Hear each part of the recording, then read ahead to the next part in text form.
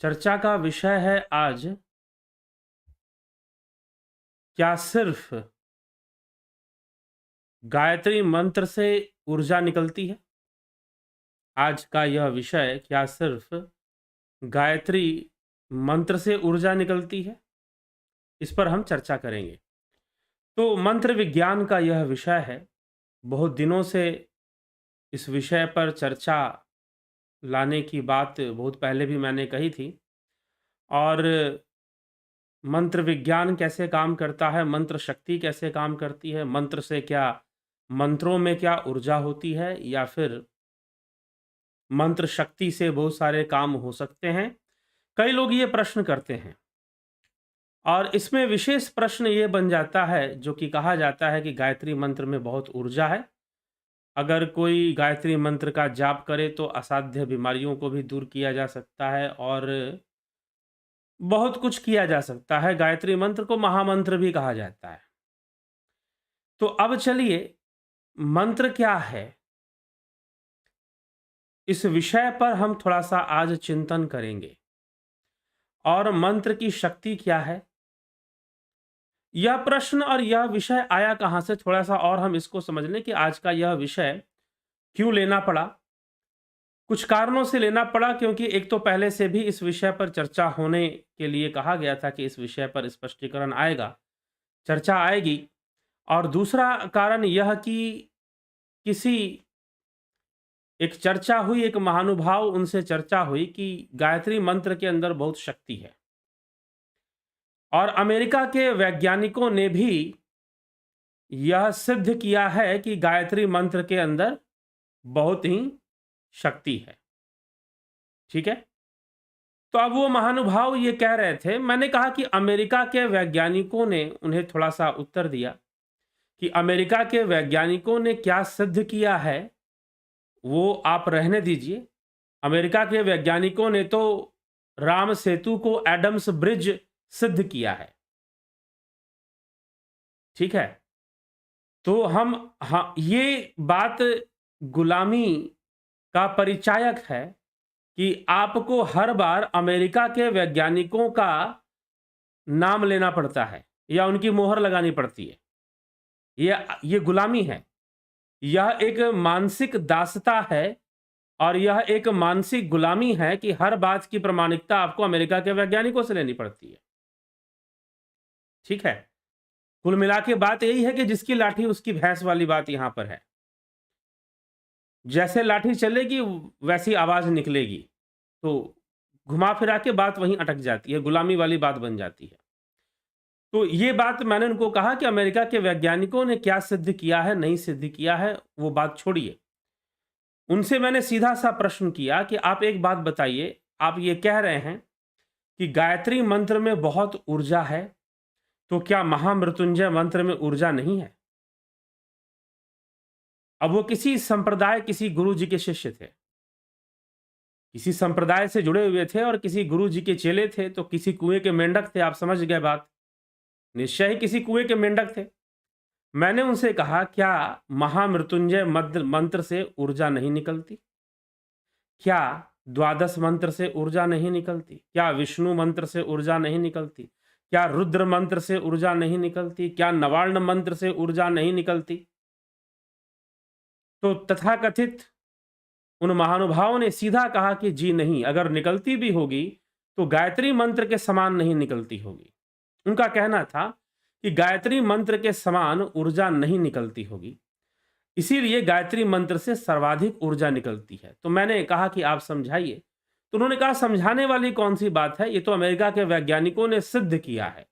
मैंने कहा कि आपको समझ में आ गया कौन सी थ्योरी से सिद्ध किया है, कौन से लॉ से सिद्ध किया है? क्या आपने समझ लिया? आप कह रहे हो कि अमेरिका के वैज्ञानिकों ने सिद्ध किया है कि गायत्री मंत्र से ऊर्जा निकलती है, तो कौन से सिद्धांत से सिद्ध किया? क्योंकि सिद्ध करने के लिए सिद्धांत चाहिए, सिद्ध करने के लिए सिद्धांत चाहिए।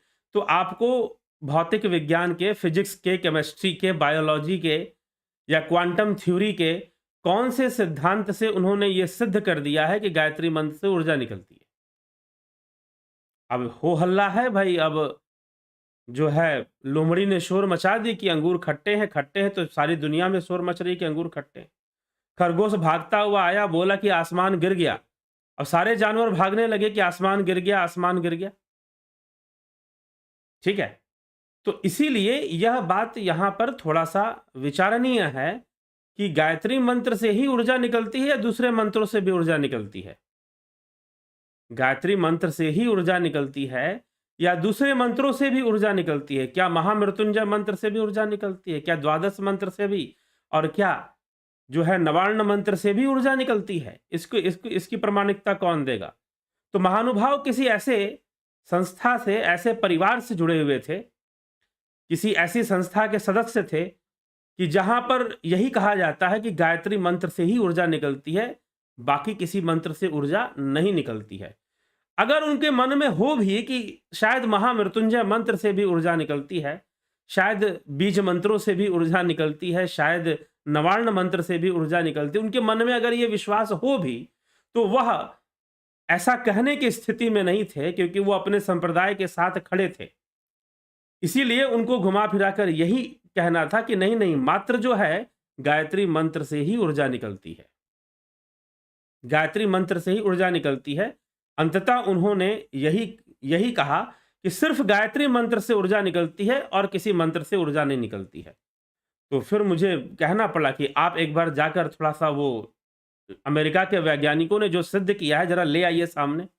कौन से कॉपी में, कौन से थ्योरी में और कहाँ पर कैसे सिद्ध किया है? किस जर्नल में ये बात छपी है कि ऐसे सिद्ध किया है, तो आप मुझे बताइए।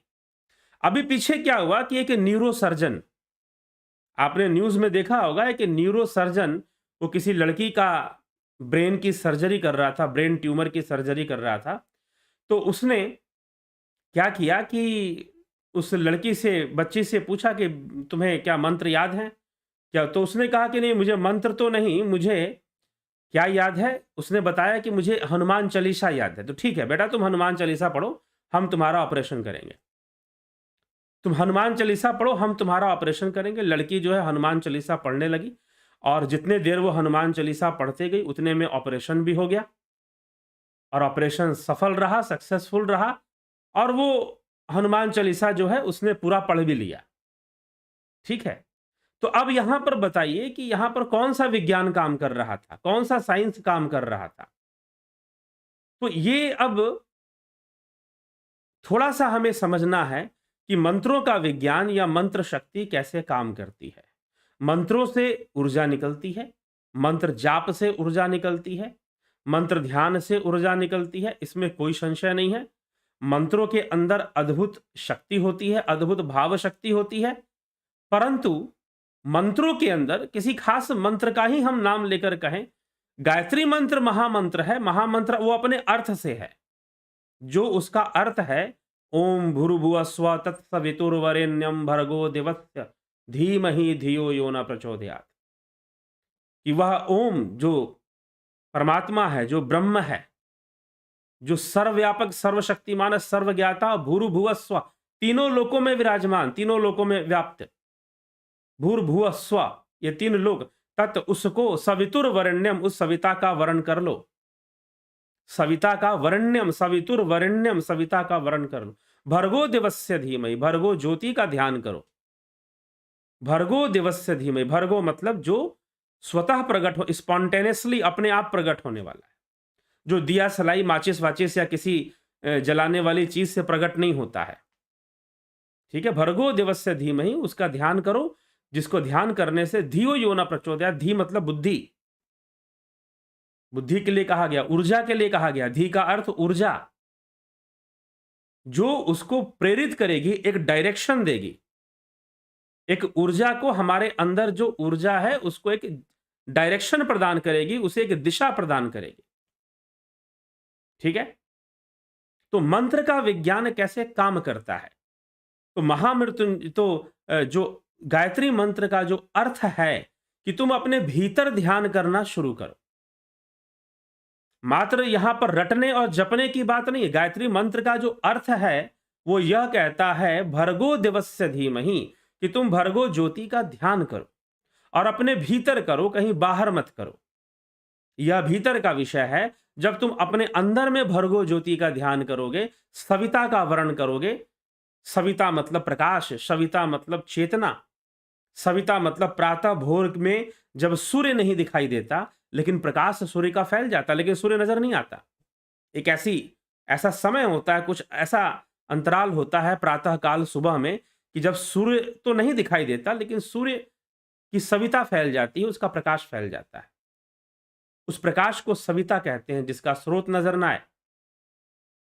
तो भर्गो दिवस्य धीमहि, तुम भर्गो ज्योति का ध्यान करो। भर्गो दिवस्य धीमहि कहा गया, अपने घट के भीतर उतरो और अपने ही आत्म स्वरूप का ध्यान करो। यह जो है गायत्री मंत्र का अर्थ है। अपने इस अर्थ के कारण, अपने इस गूढ़ अर्थ के कारण गायत्री मंत्र महामंत्र है। ठीक, गायत्री मंत्र इस कारण से महामंत्र है। लेकिन जब आप यह कहते हैं कि गायत्री मंत्र में मंत्र से बहुत ऊर्जा निकलती है, और फिर जब आप यह कहेंगे, अगर कोई महानुभाव, ऐसे महानुभाव मुझे मिल गए तो मुझे ऐसा लगा कि शायद वो अपना प्रचार कुछ इसी ढंग से करते होंगे, या फिर अपनी संस्था का प्रचार इसी ढंग से करते होंगे। इसीलिए प्रश्न करने पर, कुछ लोगों के चर्चा करने पर, कुछ लोगों ने आग्रह किया कि आप इस विषय पर जो मुझे समझा रहे हैं उस पर वीडियो बनाइए। तो ये वीडियो आई है, एक महानुभाव जिन्होंने इस विषय पर बात की, वह नवार्ण मंत्र के साधक हैं, और उन्होंने कहा कि क्या गायत्री मंत्र से ही ऊर्जा निकलती है, नवार्ण मंत्र से नहीं निकलती क्या? क्या नवार्ण मंत्र से कोई ऊर्जा नहीं निकलती? और क्या गायत्री मंत्र से सर्वाधिक ऊर्जा निकलती है? तो आज ये भी हम जान लेंगे कि सर्वाधिक ऊर्जा किस मंत्र से निकलती है। ठीक है, तो अब जो है यह विषय है। तो गायत्री मंत्र का अर्थ ही उसे महामंत्र बना देता है, और क्योंकि वह उस आत्मा को जानने की बात करता है, स्वरूप के ध्यान की बात करता है, भर्गो ज्योति के ध्यान की चर्चा करता है, ये उसका महत्व है, इसलिए वो महामंत्र बन जाया करता है। लेकिन अब मंत्र का विज्ञान कैसे काम करता है? मंत्र का विज्ञान जप से काम करता है। जब आप मंत्र का जाप करते हो, जब मंत्र का जाप होता है तो उस समय कौन सी घटना हमारे भीतर घट रही होती है, उसको समझना बहुत जरूरी है। जब आप मंत्र का जाप करते हो तो देखो, कई लोग ये भी प्रश्न करते हैं कि मंत्र जाप करते हैं तो मन नहीं लगता। वास्तव में मंत्र है क्या? मनोत्रायति इति मंत्र, मनोत्रायति इति मंत्र, जिसके द्वारा मन पर नियंत्रण आए वही तो मंत्र है। जिसके द्वारा मन पर नियंत्रण आए वही तो मंत्र है, ऐसा समझना चाहिए। जिससे मन कंट्रोल में हो जाए, मन की एकाग्रता जिससे बन जाए, वही मंत्र है। तो अब मंत्र कैसे काम करते हैं? मंत्र जाप का उद्देश्य है एकाग्रता, मंत्र जाप का उद्देश्य है फोकस, मंत्र जाप का उद्देश्य है धारणा। महर्षि पतंजलि जो कहते हैं, यम नियम आसन प्राणायाम प्रत्याहार धारणा, ध्यान समाधि, धारणा से सिद्धियां प्राप्त होती हैं, सिद्धियों का विकास धारणा से शुरू हो जाता है योग में। तो धारणा, ध्यान, समाधि, तो मंत्र एक धारणा है अपने आप में। ठीक है, प्रत्याहार भी है मंत्र, और धारणा की ओर भी वो हमें ले जाता है। तो मंत्र, अब जब लोग मंत्र जाप करते हैं तो कुछ लोगों का यह भी प्रश्न था कि मंत्र जाप करते हैं तो मन एक जगह पे रहता नहीं। जी हां, दो मन है, दो दिमाग है हमारे,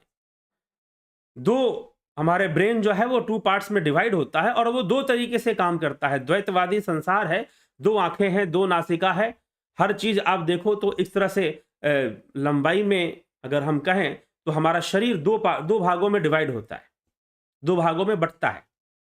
ठीक है, तो होता क्या है कि ज्यादातर लोगों के साथ क्या होता है कि एक तरफ वो मंत्र भी जाप करते रहते हैं और दूसरा दिमाग जो है कहीं और घूमता रहता है कि ऑफिस में क्या हो रहा है, घर में क्या हो रहा है, बहू क्या कर रही है, सास क्या कर रही है। ठीक है, यहां पर मन घूमता रहता है, एक तरफ माला भी जप रहा है हाथों में और दूसरी तरफ दिमाग भी काम कर रहा है। इसीलिए जब भी मंत्र जाप करें तो मंत्र के देवता या मंत्र के अक्षर का भी ध्यान करें, विजुअलाइज करें। मंत्र जाप के साथ मंत्र के देवता का विजुअलाइजेशन होना चाहिए, मंत्र के देवता या मंत्र के उस अक्षर का विजुअलाइजेशन होना चाहिए, नहीं तो कम से कम उद्गीत या ओंकार का ही विजुअलाइजेशन करना ही चाहिए। ताकि दोनों ही ब्रेन जो है वह एक ही काम में लग जाए, तब जाकर एक सही एकाग्रता विकसित हो पाएगी। और जब ऐसी एकाग्रता बनेगी निरंतर मंत्र जाप से, जब आप ऐसी एकाग्रता बनेंगे तो उस समय क्या घटना घटेगी? क्या घटना घटेगी आपको पता है? बिल्कुल जैसे कि एक मैग्नीफाइंग ग्लास होता है ना, आवर्धक लेंस जिसको कहते हैं। मैग्नीफाइंग ग्लास को अगर आप सूर्य की किरणों के सामने रख दो, तो नीचे अगर सूखा कागज हो या सूखी घास हो, अगर नीचे सूखी घास हो और सूखा कागज हो, तो वो लेंस क्या करेगा, वो मैग्नीफाइंग ग्लास क्या करेगा कि सूर्य की किरणों को एकाग्र कर कर एक बिंदु पर फोकस कर देगा। बहुत सारी सूर्य की किरणें जब उस पर पड़ेंगी, उस लेंस से जितनी भी किरणें निकलेंगी, वो क्या कर देगा, उसे एक पॉइंट पे फोकस कर देगा। अब जैसे ही वो पॉइंट पे फोकस होगा, तो उस कागज के अंदर हीट से, सूर्य के ताप से, क्योंकि इतनी सारी किरणें एक ही जगह पे पड़ने लगी, उनका बिखराव जो था वो खत्म हो गया। उनका जो बिखराव था वह खत्म हो गया और वो सारी किरणें एक ही जगह पे पड़ने लगेंगी, तो होगा क्या कि वो जो कागज है उसमें आग लग जाएगी, वो जलने लगेगा, अग्नि वहां प्रकट हो जाएगी, वहां अग्नि प्रकट हो जाएगी। तो ये स्थिति वहां पर बन जाएगी। तो जैसे सूर्य की किरणें एकाग्र हो गई, वैसे ही जब हमारा मन मस्तिष्क पूरी तरह से एक ही मंत्र के जप में और उसके ध्यान में जब लग जाता है, तो हमारी जो ऊर्जा है, हमारे शरीर में जितनी भी ऊर्जा है, वह एक ही दिशा में वो ऊर्ध्वगामी हो जाती हैं और उनका फ्लो जो है एक ही दिशा में चल पड़ता है। संपूर्ण प्राण शक्ति के अंदर जो ऊर्जा है वह भी एकाग्र होने लग जाती है और सबका जो प्रवाह है वो ऊर्ध्वगामी होकर भ्रिकुटी की तरफ हो जाता है, भ्रिकुटी की तरफ हो जाता है। अगर सही से मंत्र जाप किया जाए तो ऐसी घटना घटती है। लेकिन अब इसमें एक बात का महत्व है कि आप मंत्र किस प्रकार से जप रहे हैं और मंत्र कौन सा है, मंत्र में कितने उच्चारण हैं, कितने स्वर हैं और कितने व्यंजन हैं। ठीक, अगर मंत्रों में स्वरों की संख्या अधिक है, तो वह मंत्र आपको जल्दी एकाग्र कर देगा। उस मंत्र में ऊर्जा का संचय या ऊर्जा जो है बहुत तेजी से ऊर्ध्वगामी होगी, जिसमें स्वरों की संख्या अधिक है। जिनमें व्यंजन की संख्या अधिक होगी, वह मंत्र उतना शक्तिशाली नहीं हो पाएगा। जो मंत्र में बहुत सारे अक्षर हैं, क्योंकि देखिए कहना बहुत आसान है, आपकी श्रद्धा है किसी विषय पर, हमारा तो मन इसी पे टिकता, जिस पे मन टिकता भैया जो करो ना। किसी ने यहां कोई पकड़ रखा है क्या आपको कि यही करना है और वही करना है? जी नहीं। लेकिन यहां पर मैं इस वीडियो में मंत्र विज्ञान को ही आपको समझा रहा हूं, इसे बढ़िया से समझ लीजिए। जिन मंत्रों में स्वर अधिक हैं, स्वर और व्यंजन अगर आप समझते हो, अ आ ई उ ए अंग आ, ये जितने भी है क्या है, स्वर हैं। तो यह जिनमें अंग की मात्रा अधिक प्रयोग हो रही है, स्वरों की मात्रा, स्वर जो है अधिक प्रयोग किए जा रहे हैं जिन मंत्रों के अंदर, उन मंत्रों में शक्ति ज्यादा पाई जाएगी, उन मंत्रों के अंदर ऊर्जा ज्यादा होगी, वो आपको ज्यादा एकाग्र करेंगे। विशेष करके अंग मंत्र का प्रयोग जिसमें ज्यादा होता है, विसर्ग का प्रयोग जिसमें ज्यादा होता है, उनमें शक्ति ज्यादा पाई जाएगी। ठीक है। दूसरा, मंत्र कितना बड़ा है, मंत्र की भावना क्या है, मंत्र की भावना क्या है और साधक की एकाग्रता क्या है। जिसकी एकाग्रता सिद्ध है वह कोई भी मंत्र जपते वो सिद्ध हो जाएगा। जिसने अपनी एकाग्रता को वैसे ही सिद्ध करके रखा है, वह कोई भी मंत्र जपेगा तो वो आसानी से उसको उसकी सिद्धि प्राप्त होती है, ऐसा कहा जाता है। तो मंत्र में कितने अक्षर बनते हैं? अगर मंत्र बहुत लंबा चौड़ा मंत्र है, तो फिर वहां पर ऊर्जा बिखरेगी, ऊर्जा का बिखराव होगा। वह जो एकाग्र होने वाली ऊर्जा है उसका बिखराव अधिक होगा। मंत्र अगर मान लीजिए 5 अक्षर का है, मंत्र अगर 10 अक्षर का है, मंत्र अगर 12 अक्षर या 13, 14, 15 अक्षर का है, तो ऊर्जा भी फिर उसी तरह से एकाग्र होगी। अर्थात ऊर्जा की एकाग्रता में वहां थोड़ी बाधा होगी अगर मंत्र ज्यादा बड़े बड़े मंत्र हैं तो। मंत्र विज्ञान समझ लीजिए बस। अगर मंत्र बड़े-बड़े मंत्र हैं, बहुत सारे अक्षर वाले अगर मंत्र हैं, तो वहां पर ऊर्जा का बिखराव अधिक होगा। ऊर्जा का एकाग्र होने में वहां पर ज्यादा समय लगेगा, ज्यादा जाप करना पड़ेगा। अगर मंत्र छोटा है, कम अक्षरों का है, 3 अक्षर का है, 2 अक्षर का है, पंचाक्षरी मंत्र है, 5 अक्षर का है, अगर मंत्र छोटा है तो वहां एकाग्रता ज्यादा बनेगी, क्योंकि वो छोटा है। वहां पर जो आपकी ऊर्जा है वो बहुत तेजी से एकाग्र होगी, बहुत तेजी से एकाग्र होगी। अगर बीज मंत्र का जाप करते हैं, ह्रीं का जाप करते हैं, क्लिंग का जाप करते हैं, ह्रीं का जाप करते हैं, ठीक ना, बीज मंत्रों का जो जाप होता है आपने सुना होगा। तो अगर आप बीज मंत्र का जाप करते हैं तो उनमें ज्यादा शक्ति पाई जाएगी, उनमें ज्यादा शक्ति पाई जाएगी। मान लीजिए आप क्लिंग का ही जाप करिए तो आपको बहुत शक्ति, उसमें उसमें जो ऊर्जा अनुभव होगा वो बड़े बड़े मंत्रों में नहीं होगा। उसमें जो ऊर्जा का अनुभव होगा क्लिंग के जाप में, वो बड़े बड़े मंत्रों में आपको नहीं होगा। लेकिन अब इससे भी आगे बढ़ जाइए, आप सब छोड़िए, एक ही स्वर का क्लिंग में तो क है, क एक व्यंजन है और अंग की मात्रा और ई की मात्रा जुड़ी हुई जो स्वर है, तो 2 स्वर और एक व्यंजन क्लिंग के अंदर है। एक आधा ल भी इसमें लगा हुआ है साथ में। वैसी ह्रिंग है, उसमें भी 2 स्वर 2 व्यंजन लग रहे हैं, 1.5 व्यंजन लग रहे हैं। लेकिन अगर पूर्णतः व्यंजन हो, पूर्णतः स्वर हो जाए, सिर्फ स्वर हो जाए, तो वह होता है उद्गीत। और एक ही स्वर हो, 2-3 स्वर ना हो, एक ई भी लग रहा है, ओ भी लग रहा है, अंग भी लग रहा है, तो कई स्वर हो गए ना। तो यहां पर ऊर्जा का बिखराव ज्यादा होगा, ऊर्जा को पूर्णतः एकाग्र करने में समय लगेगा। ठीक है। अब अगर उद्गीत का जाप किया जाए, उद्गीत क्या है, आप श्वास लो, ओ,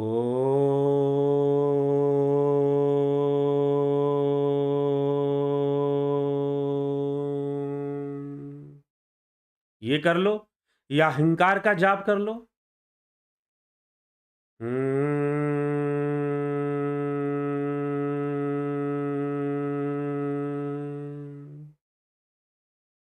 आप ऐसा कीजिए। कभी आपको एक मंत्र लीजिए और उसको 108 बार जप कीजिए आप, ठीक है, 108 बार आप उसका जप कीजिए। और आप ओंकार का, उद्गीत का, जैसे उद्गीत लंबे श्वास लेकर लंबा उसका उच्चारण करते हैं, आप उद्गीत का 108 बार जप कीजिए। आपको खुद ही प्रतीत हो जाएगा किसमें ज्यादा एनर्जी है, किसमें ज्यादा ऊर्जा है, किसमें ज्यादा शक्ति का अनुभव हो रहा है, आपको खुद ही पता चल जाएगा। तो मंत्रों को उद्गीत का 108 बार जप करने में, और किसी मंत्र का, चाहे वो पंचाक्षरी मंत्र हो, द्वादश मंत्र हो, गायत्री मंत्र हो, महामृत्युंजय मंत्र हो, उद्गीत को 108 बार जप करना और किसी मंत्र को 108 बार जप करने में बहुत बड़ा अंतर आपको महसूस होगा, बहुत बड़ा अंतर महसूस होगा। शायद उद्गीत को 108 बार कर पाना भी कठिन है, उद्गीत को सही से, नियम से 108 बार कर पाना भी कठिन है, 111 बार कर पाना भी कठिन है। लेकिन अगर आप कोई मंत्र जाप कर रहे हो तो वहां पर आपको 111 या 108 आप आसानी से कर पाएंगे। लेकिन उद्गीत करना मुश्किल है। क्यों मुश्किल है? क्योंकि उद्गीत से इतनी ऊर्जा निकलती है कि आपका रोम रोम कंपित हो जाएगा, रोम रोम कंपित हो जाएगा अगर आपने 108 बार लगातार उद्गीत कर दिया तो। ठीक है, तो अपने आप प्रमाणित हो जाएगा। यह कोई वह विषय नहीं है। अगर आपको लगता है कि इस बात का कोई आपत्ति है कि नहीं भाई, गायत्री मंत्र से ज्यादा ऊर्जा निकलती है, या महामृत्युंजय से ज्यादा ऊर्जा निकलती है, कि द्वादश से ज्यादा ऊर्जा निकलती है, कि पंचाक्षरी से ज्यादा ऊर्जा निकलती है, कि नवाण से ज्यादा ऊर्जा निकलती है, कि बीज मंत्रों से ज्यादा ऊर्जा निकलती है, कि उद्गीत से ज्यादा ऊर्जा निकलती है, प्रैक्टिस करके देख लो, पता चल जाएगा। अभ्यास करके खुद देख लो, पता चल जाएगा। 108 बार उद्गीत करोगे तो शरीर की क्या हालत होगी, मन की क्या स्थिति होगी, और रोम रोम के अंदर कैसा कंपन भरेगा, खुद करके देख लो। और गायत्री मंत्र खुद करके देख लो, और महामृत्युंजय खुद जप के देख लो, पता चल जाएगा। ये विज्ञान है। अगर बहुत सारे अक्षर हैं, बहुत सारे शब्द हैं, तो वहां ऊर्जा उतनी तीव्र गति से एकाग्र नहीं होने वाली, उतनी तीव्र गति से एकाग्र नहीं होने वाली ऊर्जा वहां पर, क्योंकि वहां बिखराव ज्यादा मिलेगा। बहुत अधिक अक्षर होने के कारण, बहुत अधिक शब्द होने के कारण क्या मिलेगा? बिखराव ज्यादा मिलेगा। और मात्र एक ही स्वर है, मात्र एक ही स्वर का आप उच्चारण किए जा रहे हैं, तो फिर वहां पर जो है एकाग्रता बहुत तीव्रता से बननी शुरू हो जाएगी, और उसका प्रभाव, उस गुंजन का प्रभाव, उस गूंज का प्रभाव आपको अपने रोम रोम में आप अनुभव कर पाएंगे। आप खुद इसको करके देख सकते हैं। आप कोई मंत्र ले लीजिए, उसको 108 बार जप लीजिए और उद्गीत 108 बार करके देख लीजिए, दोनों का डिफरेंस आपको पता चल जाएगा। दोनों का डिफरेंस आपको पता चल जाएगा। यह प्रयोग का विषय है, यह प्रयोग का विषय है। जितनी एकाग्रता आपको उद्गीत करते हुए बन जाएगी, उतनी एकाग्रता बहुत अक्षरों वाले मंत्रों में नहीं बनेगी। यह मंत्र का एक विज्ञान इस प्रकार से काम करता है। और ठीक उसी तरह से जब आप प्रणव करते हैं, जो कि अजपा है, प्रणव अजपा है, शब्दों से परे है, उच्चारण से परे है, उसका उच्चारण नहीं होता। वह शब्द ब्रह्म, ना उसका उच्चारण होता है, ना वो लिखा जाता है। ठीक है, ना कोई उसे जिह्वा स्पर्श नहीं कर सकती उस शब्द को। तो जो अगर प्रणव का अभ्यास शुरू हो जाए सही तरीके से, तो फिर उससे जो ऊर्जा एकाग्र होती है वह अद्भुत होती है, वह और भी अधिक शक्तिशाली होती है, और भी अधिक प्रभावशाली होती है। तो महत्व है कि आप इस विज्ञान को समझिए, मंत्रों के इस विज्ञान को समझिए कि कैसे मंत्र शक्ति काम करती है। तो इसीलिए कहते हैं कि जिसने ओंकार को सिद्ध कर लिया, जिसने उद्गीत को सिद्ध कर लिया, उसके लिए अन्य किसी मंत्र को सिद्ध करने की आवश्यकता नहीं है। मात्र ओम कहकर, यह छांदोग्य उपनिषद इसका प्रमाण है। इसका प्रमाण क्या है? छांदोग्य उपनिषद। इस पर चर्चा पहले हो भी चुकी है। जिसने उद्गीत को सिद्ध कर लिया, उसे किसी भी मंत्र को सिद्ध करने की आवश्यकता नहीं पड़ती, क्योंकि वह मात्र हर मंत्र के पहले ओम कहकर जिस भी मंत्र का जाप करेगा, वह मंत्र सिद्ध हो जाएगा। इसीलिए हर मंत्र के पूर्व पहले ओंकार के जप का विधान बनाया गया। ओंकार के जप का विधान बनाया गया। पहले आप ओम कहिए, ओम कहने के बाद मंत्र को पूरा पढ़िए। तो जिसने उद्गीत सिद्ध कर लिया, गायत्री मंत्र का जो पहला अक्षर है ओम, ओम भूर्भुवः स्वः, आप बस ओम को ही सिद्ध कर लो। गायत्री मंत्र बाकी का जो है अपने आप सिद्ध हो गया। ठीक है, आप जो है बस ओंकार को ही सिद्ध कर लो अच्छे से, बाकी अपने आप सब सिद्ध हो गया, ऐसा समझना चाहिए। और समझने वाली बात नहीं है, यह खुद प्रयोग कर देखने वाली बात है। आप खुद प्रयोग कर देखें और जानें कि 108 बार आप उद्गीत का जप करें और 108 बार किसी अन्य मंत्र का जप करें, चाहे गायत्री मंत्र हो, चाहे द्वादश हो, चाहे महामृत्युंजय हो, जो भी हो। ठीक है, तो मंत्र विज्ञान में यह बातें काम करेंगी कि मंत्र के अंदर स्वर कितने हैं, मंत्र के अंदर व्यंजन कितने हैं, मंत्र के अंदर कितने अक्षर हैं। ठीक है, उनका उच्चारण कैसा हो रहा है। अगर उच्चारणों के अंत में स्वर ज्यादा आ रहे हैं, तो मंत्र वो ज्यादा एकाग्र करता है। अगर मंत्र में अक्षर कम है, 3 ही अक्षर है, 2 ही अक्षर है, 1 ही अक्षर है, और वो भी मात्र स्वर है, व्यंजन कोई है ही नहीं, मात्र स्वर है। जैसे ओम में जब आप ओम उद्गीत करते हैं तो मात्र स्वर है। ठीक है, इसमें कोई व्यंजन रहता नहीं है। तो इसीलिए 3 प्रकार के स्वर ओंकार ध्वनि में होते हैं, अ, उ, म। तो जब यह स्वर इनका जब वो होता है, इनकी जब साधना होती है, तो अत्यधिक ऊर्जा, हिंकार का आप जप कर लें, कुछ नहीं, बस बैठ जाए, नासिका से की ध्वनि, भंवरे जैसी आवाज निकालें आप, बहुत शक्तिशाली जप है वो। कोई मंत्र आप 108 बार जप लेंगे, लेकिन इसको 108 बार करने में हालत खराब हो जाती है लोगों की। ठीक है, थोड़ा कठिन है। इसीलिए बड़े बड़े मंत्रों के जाप से पहले प्रारंभ करना चाहिए, शुरुआत करनी चाहिए, बिगिनिंग ऑफ दी साधना। जो बिगिनिंग थी उसको आपने एंड करके दिखा दिया, आपने बता दिया अपने चेलों को, बस यही खत्म सब कुछ, अब इससे ज्यादा जानने की जरूरत नहीं है। संस्थाओं ने अपने चेलों को सिखाया कि हमने जो बता दिया और हमने जो सिखा दिया वही सब कुछ है, उससे आगे और कुछ सीखना और जानना नहीं चाहिए। कुछ इस तरह का प्रचार कर दिया और फिर उससे संस्थानवाद, संप्रदायवाद, एक तरह का नया संप्रदायवाद शुरू हो गया। ठीक? तो इस तरह से बातों को समझना चाहिए। जब तक अभ्यास नहीं करेंगे, प्रैक्टिकल नहीं करेंगे, तब तक यह विज्ञान भी सही से, मंत्र विज्ञान भी सही से समझ में नहीं आएगा। ठीक? तो इसीलिए मंत्रों की साधना, मंत्रों में शक्ति है, ऊर्जा होती है, ऊर्जा बनती है उनमें और ऊर्ध्वगामी हो जाती है। हमारी जो चेतना है, हमारी जो ऊर्जा है, वह सब कुछ ऊर्ध्वगामी हो जाती है। निश्चय ही उसके अंदर बहुत शक्ति पैदा होती है, बहुत सकारात्मक ऊर्जा पैदा होती है। अभ्यास का विषय है, आपने किस पर अभ्यास किया है और किस में भावना टिका के रखी हुई है। तो जब भावना टिका के हम किसी में रख लेते हैं तो फिर उससे आगे हम बढ़ने की कोशिश ही नहीं करते, कुछ जानने की कोशिश ही नहीं करते। तो मंत्रों से ऊर्जा निकलती है, यह कोई रॉकेट साइंस नहीं है। रॉकेट साइंस यहां पर एक समझ लीजिए कि एक तरह का लोकोक्ति की तरह हो चुका है। रॉकेट साइंस भी कोई रॉकेट साइंस नहीं है, आदमी समझ ही लेता है उसको भी। तो यहां पर कहने का मतलब कि कोई ऐसी कठिन बात नहीं है समझने में कि ऊर्जा, जब आप बिल्कुल वैसे ही जैसे मैंने आपको बताया कि मैग्नीफाइंग ग्लास से जब सूर्य की किरणें निकलती हैं, क्रॉस करती हैं, तो वो फोकस हो जाती हैं और उनके अंदर इतनी ऊर्जा पैदा होती है कि वो आग लगा देती हैं। वो आग लगा देती है। वैसे ही जब हम फोकस करते हैं, ध्यान करते हैं, साधना करते हैं, मंत्र जाप करते हैं और जब सही से हमारे मस्तिष्क के दोनों भाग जब मंत्र जाप में लग जाते हैं, नहीं तो हाँ, मन में तो कबीर साहब की एक कहानी आती है कि कर में तो माला फिरे, मन फिरे मन जो है दसों दिशाओं में घूमता रहता है और हाथ में माला चलती रहती है। मन का, अब ये तो कबीर साहब ने लिख दिया, एक व्यंग कर दिया, लेकिन यह एक विज्ञान है। हमारे पास दो दिमाग है। ये आपके साथ नहीं, ज्यादातर लोगों के साथ होता है। किसी एक दो व्यक्ति के साथ नहीं, ज्यादातर लोगों के साथ होता है कि इधर मंत्र जाप कर रहे हैं और उधर दिमाग कहीं और सोच रहा है।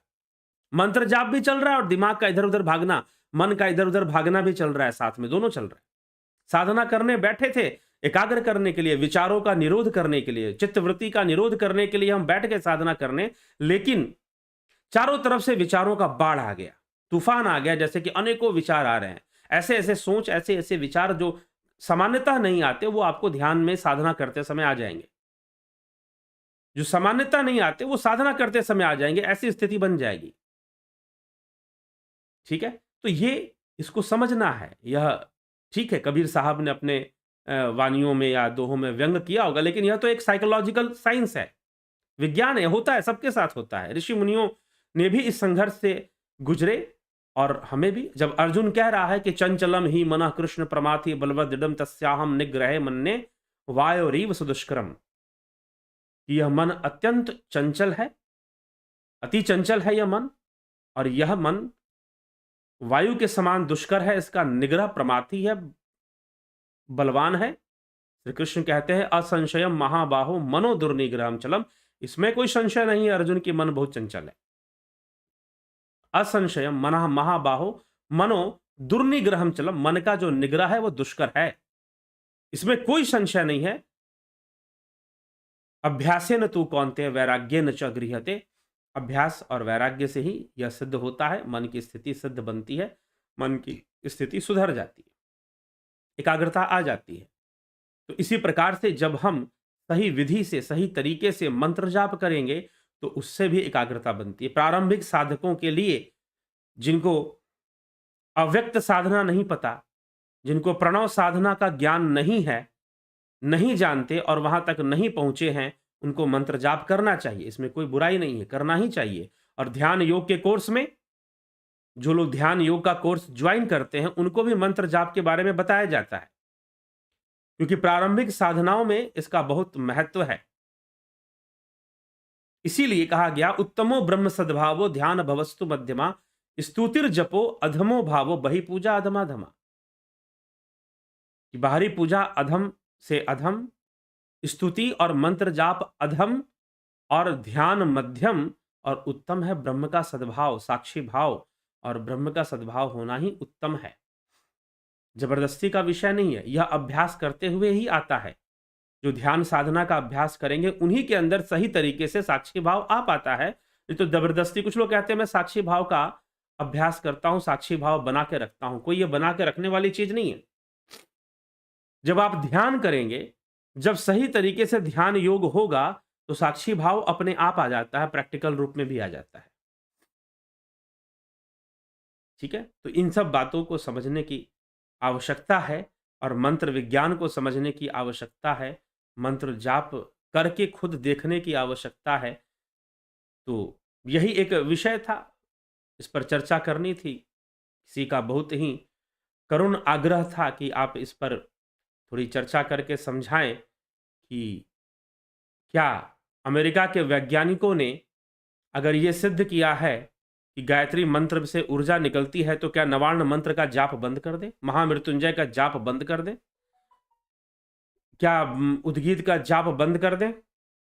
तो उनका यह प्रश्न था और उनके कोई दूसरे मित्र या जो भी कहिए, वो अब मान लीजिए कि हनुमान चालीसा एक लड़की पढ़ रही थी, उसका ब्रेन ट्यूमर का ऑपरेशन हुआ।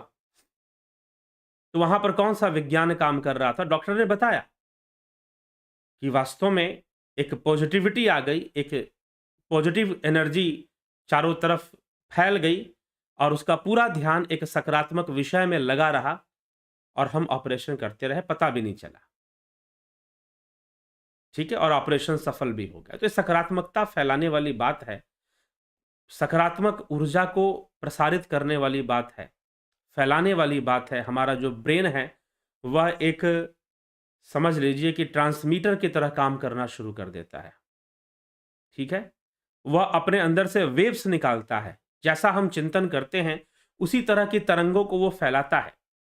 इसीलिए जब हम मंत्रों का जाप करते हैं, तो सकारात्मक तरंगें ही चारों ओर फैलती हैं।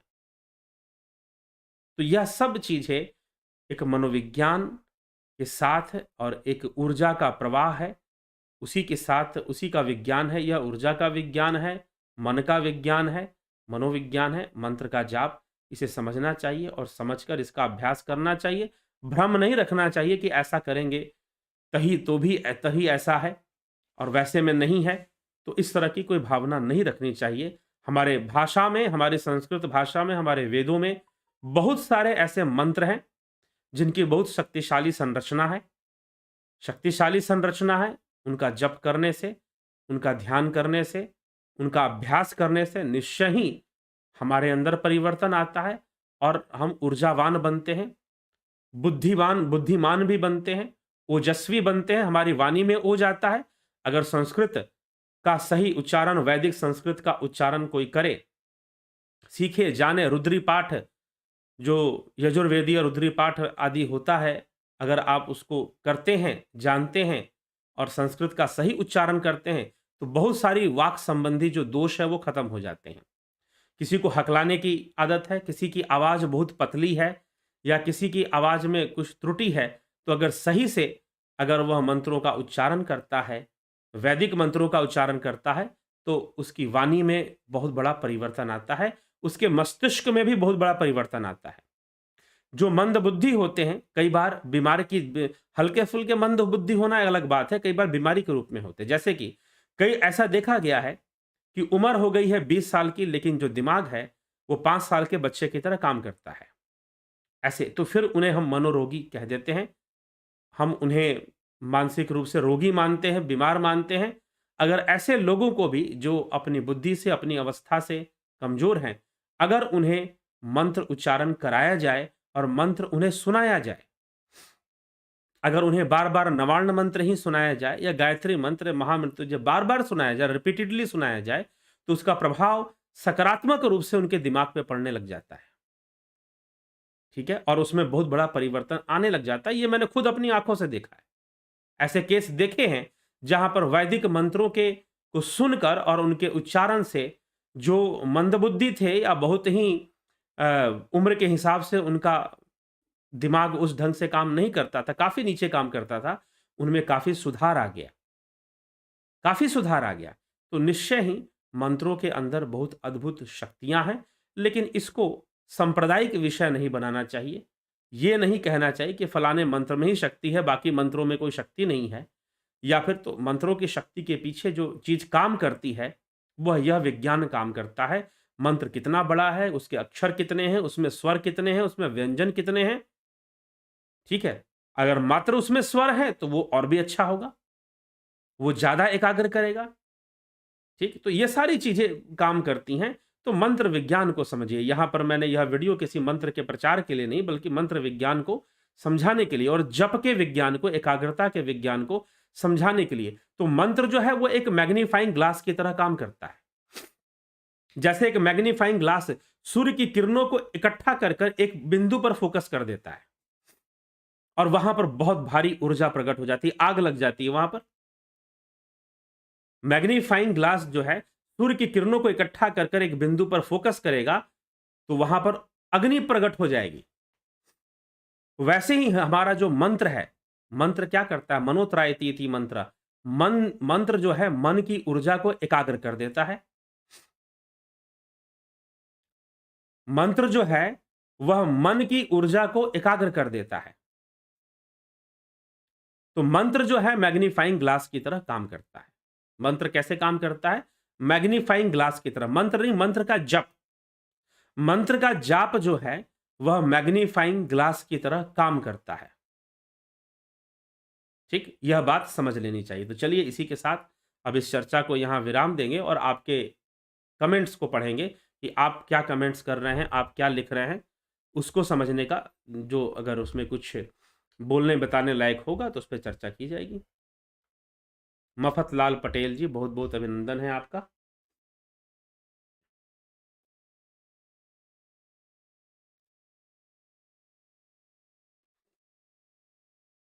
हरिमोहन गुप्ता जी, पृथ्वी का सबसे ताकतवर और भारी प्राणी गज है, फिर गज और ग्रह का युद्ध कैसे संभव है?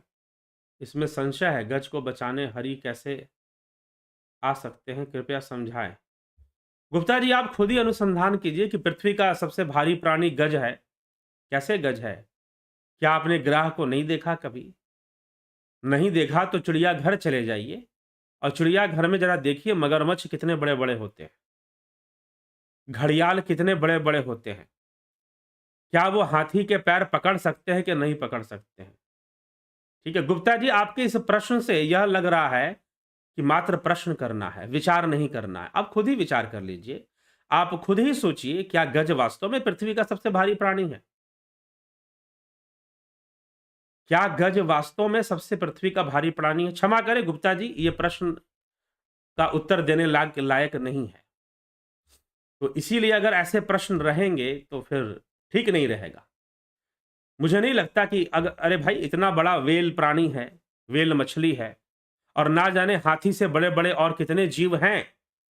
कितने ऐसे सर्प हैं, एनाकोंडा नामक सांप है और ना जाने कितने, उसके सामने हाथी का वजन कम हो जाएगा, कम पड़ जाएगा। ठीक है? तो मुझे तो नहीं लगता कि आपको इस बात का ज्ञान नहीं है। मगरमच्छ की साइज़ कितनी होती है, मगरमच्छ का वज़न कितना होता है, कितना भारी भरकम मगरमच्छ एक होता है, ग्राह जिसे कहा जा रहा है। घड़ियाल जाकर चिड़ियाघर में आप घूमिए, आपको उसका आकार देखकर पता चल जाएगा कि वो हाथी के पैर को पकड़ सकता है कि नहीं पकड़ सकता है। तो व्यर्थ का प्रश्न है ये।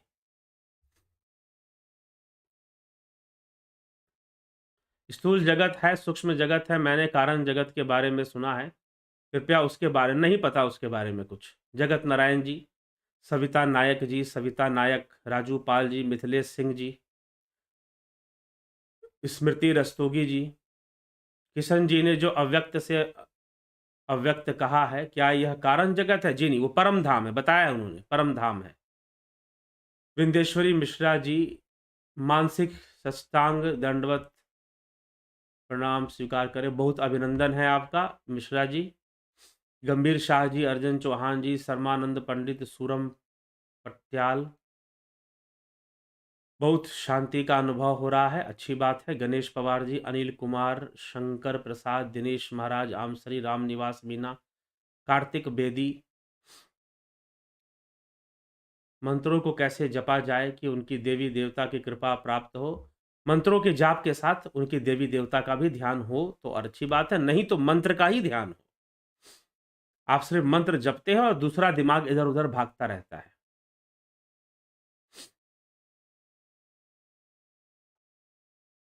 मंत्र के द्वारा चक्र भी बैलेंस होते हैं, बिल्कुल होते हैं। माधुरी कोल्हे जी, बलदाऊ नाथ योगी, भूप सिंह खीचर, पूनम सेठी, रमेश पेशवानी, आकाश वदर, इच्छा कौन पूरी करता है? कर्म पूरी करते हैं। हमारी इच्छा हम स्वयं ही पूरी करते हैं और हमारे साथ हमारे देवता पूरी करते हैं। किरीट शाह, विक्रम सिंह जी, उषा श्रीवास्तव जी, बलवंत सिंह गोहिल, राकेश मराठे जी। कौन सा ही मंत्र सिद्ध करने के लिए विधिवत विधि क्या है? कौन सा मंत्र? मंत्रों को सिद्ध करने की विधियां होती हैं, ठीक है, तो वो वैसे यहाँ पर हमने ये चर्चा नहीं की है, मंत्र विज्ञान पे चर्चा की है। कुलदीप मिश्रा, आकाश वदर जी, योगेंद्र पंडित, रचना आर के, राकेश मराठे।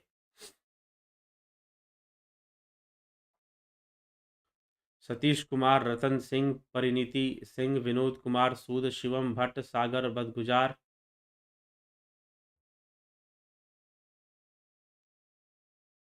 अगर दिया जलाते समय देवी माता की फोटो जल जाए तो क्या संकेत होता है? कोई संकेत नहीं होता है। फोटो जल गया इसका मतलब संकेत है कि नया फोटो ले आइए, उसकी स्थापना कीजिए, उसकी शुद्धि कीजिए और पूजा कीजिए। दशरथ पटेल जी, प्रशांत सेठ।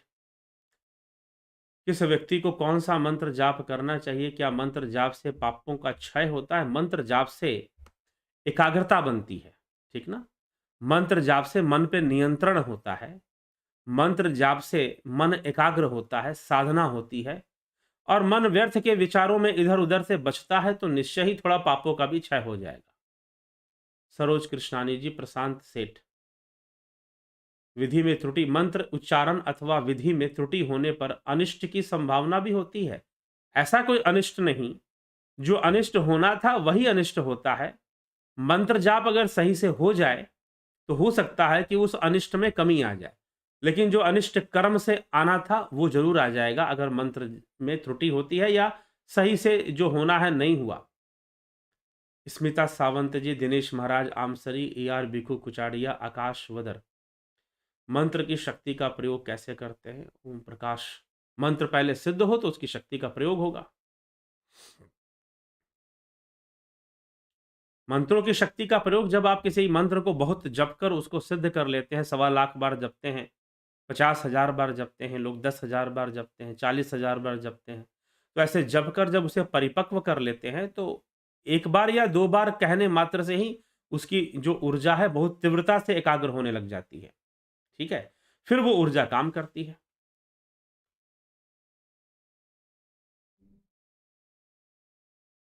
ठीक। मैं भी 10 ओम प्रकाश जी 10 सालों से गायत्री मंत्र जप रहा हूँ। मैंने भी 50 लाख गायत्री मंत्र जप कर लिए होंगे, अच्छी बात है। मंत्रों अपने विश्वास के अनुसार काम करता है, कर्मों के अनुसार काम करता है, ऐसा अभ्यास पर निर्भर करता है।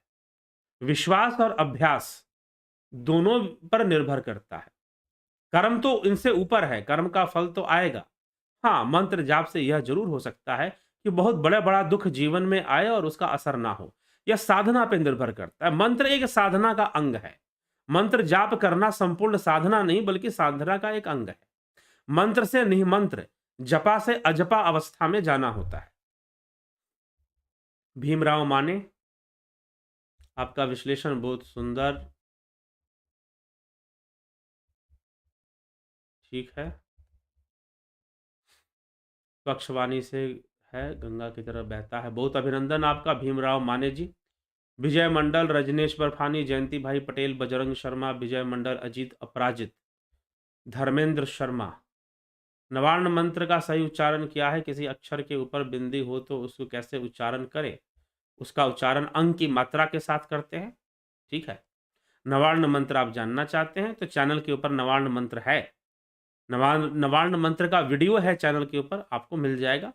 आप नवार्ण मंत्र सर्च कर लें यूट्यूब में जाकर, साथ में लिख दे दिव्य सृजन, नवार्ण मंत्र दिव्य सृजन आप लिख दीजिए, आपको मंत्र मिल जाएगा। द रियल फैक्ट्स, जयराम जी। गायत्री मंत्र महामृत्युंजय जाप का मंत्र मुझे कोरोना वायरस से बचाने में बहुत फायदा किया और मेरी जान बचाने में बहुत मदद की। बहुत अच्छी बात, बिल्कुल सही बात है। किसी किसी जगह किसी अक्षर के ऊपर बिंदी होती है, वहां म पढ़ें या ग पढ़ें, म पढ़ें या ग पढ़ें, म ही पढ़ते हैं जी। अगर वो अंत में है तो अंग की मात्रा होती है ना, अंग की मात्रा होती है, वो क्या होती है? अंग की। तो जब अंग की मात्रा होती है तो हल्का सा अगर अंत में आता है, जैसे कि आपका बहुत सारे मंत्र होते हैं, उसमें न जैसा उच्चारण आता है बिंदी के ऊपर, और अंत में अगर पढ़ता है तो उसमें ग जैसा उच्चारण भी आता है। जैसा आता है, ग नहीं होता, वो ग नहीं पढ़ना होता। ठीक है, यह एक ऐसा विषय है। ठीक है, तो इसीलिए ग नहीं पढ़ना होता, म का उच्चारण आता है। ठीक ना, न और म, ग का उच्चारण नहीं आता, न और म का आता है। पंकज सोनी जी, चंद्रा ग्रह का बल कमजोर हो, उसका उपाय और मंत्र क्या है? शिव उपासना कीजिए। मिस्टर अवनीश, कृपया वैदिक मंत्रों को उच्चारित करने का संक्षेप में बताएं। वैदिक मंत्रों का उच्चारित करने का संक्षेप में क्या, बता तो दिए, इतनी बड़ी चर्चा क्या थी। हाँ, उनका विधि क्या है तो वो सीखना पड़ेगा, और वो संक्षेप का विषय नहीं है, वह संक्षेप का विषय नहीं है, वह सीखना पड़ेगा सही विधि से, तभी हो पाएगा। संक्षेप में त्रुटि हो जाएगी, और त्रुटि हो जाएगी तो फिर उसका जो लाभ मिलना है आप लाभ उठा नहीं पाएंगे। जब त्रुटि ही होगी तो लाभ कहाँ से मिलेगा? जयप्रकाश यादव, जितने भी मंत्र हैं कैसे उत्पन्न हुए, इनके आधार क्या है? इनके आधार मंत्र विज्ञान है, भाषा विज्ञान है। ठीक है, ऋषि मुनियों की खोज है, स्वर का खोज है, उन्होंने स्वरों की खोज की है, और फिर उस पर आधारित मंत्रों का निर्माण किया है, भाषा का निर्माण किया है। ठीक है जी, तो ये है उसका आधार, हमारे वेद हैं। सनातन धर्म में चमत्कार अंधविश्वास के लिए कोई जगह नहीं है, सब कुछ विज्ञान पर है। वाकई ऐसे मंदिर हैं, यहाँ पर मनुष्यों को बहुत अधिक लाभ होता है जी। मैग्नीफाइंग ग्लास मन की ऊर्जा के कंसंट्रेशन के लिए जप है। जी हाँ, मैग्नीफाइंग ग्लास एक तरह का मंत्र जप है। वैद्यनाथ मारंडे जी, हरिओम जी, वैजनाथ कुशवाहा, सत सत नमानी आपको। आकाश वदर जी, प्रशांत सेठ, पंकज सोनी, बहुत बहुत अभिनंदन आप सभी का। ठीक है, जुड़े रहें, बने रहें, और इसी प्रकार से लाभ उठाते रहें। तो चलिए, अभी हम विराम देंगे आज की इस चर्चा को, कल फिर मिलेंगे। ध्यान योग, इस विषय को, मंत्र जाप से क्या परिवर्तन आता है, और मंत्र जाप हमें ध्यान का कौन सा अंग है ये, तो ध्यान योग के कोर्स में भी मंत्र जाप के बारे में बताया जाता है। जिन लोगों ने ध्यान योग का कोर्स ज्वाइन कर रखा है, अभी 14 दिसंबर से जो शुरू हुआ, ज्वाइन कर रखा है, वो भली भांति मंत्र जाप के बारे में भी उनको बताया जाता है, और बहुत सारे अभ्यास बताए जाते हैं। बहुत अच्छे से समझना चाहते हैं इन सब का विज्ञान, मंत्र जाप का, ध्यान का, योग का, समझना चाहते हैं, प्रैक्टिकल वे में जानना चाहते हैं, लाभ उठाना चाहते हैं, तो ध्यान योग का कोर्स कीजिए, जो 29 तारीख से शुरू होने वाला है, 29 से। अगर आपको करना है ध्यान योग के कोर्स के लिए, तो आप संपर्क करिए, इस नंबर पर व्हाट्सएप कर दीजिए, और जानकारी ले लीजिए कि हमें ध्यान योग करना है। ठीक, और क्या ध्यान योग के लिए हम कैसे ज्वाइन करेंगे, किस तरह से, सशुल्क है, यह निःशुल्क कार्यक्रम नहीं है। यह कोर्स 1 महीने का सशुल्क होता है, तो आप जरूर इसको ज्वाइन कर कर इसका लाभ उठाने का प्रयास करें। ठीक, तो ध्यान योग का इस नंबर पर आप जो है इसको चले और करें। ठीक, तो चलिए, तो इसी के साथ विचारों को हम विराम देंगे। आकाश यादव जी पूछ रहे हैं, हमारी प्रार्थना प्रकृति पूरी करती है या ईश्वर पूरी करती है? वो हमारी भाव शक्ति पूरी करती है, और भाव शक्ति प्रकृति रूपा ही है। ठीक है, यह एक विषय है जो एक वाक्य में तो नहीं, लेकिन भविष्य में कभी इस पर चर्चा लाएंगे कि हमारी प्रार्थना प्रकृति पूरी करती है या ईश्वर पूरी करता है। इस पर कभी और चर्चा जरूर होगी। ठीक है, तो चलिए, इसी के साथ हम विराम देंगे आज के इस कार्यक्रम को, और चर्चा में लेंगे बहुत सारे विषय। तो बार बार जन्म क्यों होता है? कर्म संस्कारों के कारण। जब तक कर्म संस्कार हैं, उनका निरोध नहीं होगा, तब तक बार बार जन्म होता ही रहेगा। ठीक, तो विराम देते हैं इसी के साथ, कल मिलेंगे 9 बजे फिर एक लाइव चर्चा में। बहुत बहुत आभार आप सभी का। जुड़े रहें, बने रहें, और लाभ उठाते रहें।